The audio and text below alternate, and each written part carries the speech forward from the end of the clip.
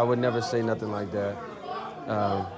And I don't even want to talk about it. Is that upsetting to you? You can see that for your Yeah, very, very.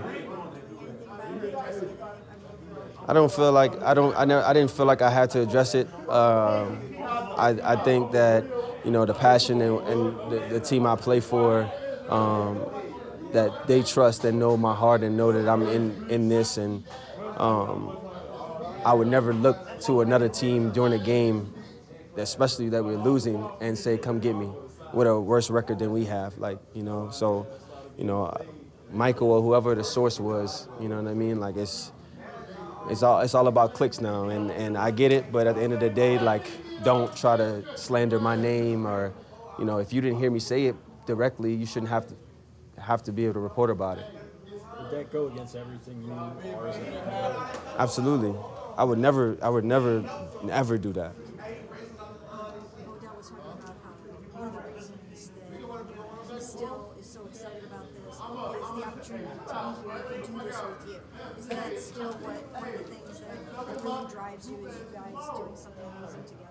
Yeah, of course, our relationship is a big piece and big part of being here together. Again, not knowing when it will be possible, but it happened, and that part's behind us now. And now it's time to try to find a way to make it work.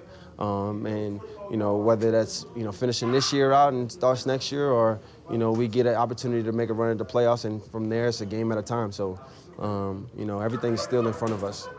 Can these trials and tribulations that this team has gone through this year, learning how to win, learning how to approach those must-win games late in the season, and that, when you look at the big picture in the future, do you think that what you guys went through or are going through this year can ultimately benefit you to help get you over the hump in the future? Yeah, I mean, one thing that you can never have enough of is experience, right? And I think guys go through things throughout the season, and a lot of these guys were on the team last year, so they kind of felt the same things that were going on this year in some instances. And I think down the road it will allow us to have that experience to even start a season off, with guys that have been through, those tough games and those tough battles and long trials of a season, and we'll be able to pull them out.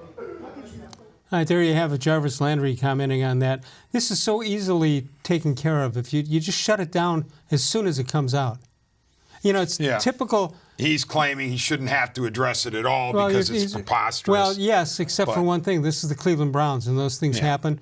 At a certain point in the season, you run out of football stuff to talk about, and that's why if they just played better, you wouldn't have that problem. And this is what losing teams do. Losing teams begat wide receivers taking over the news cycle.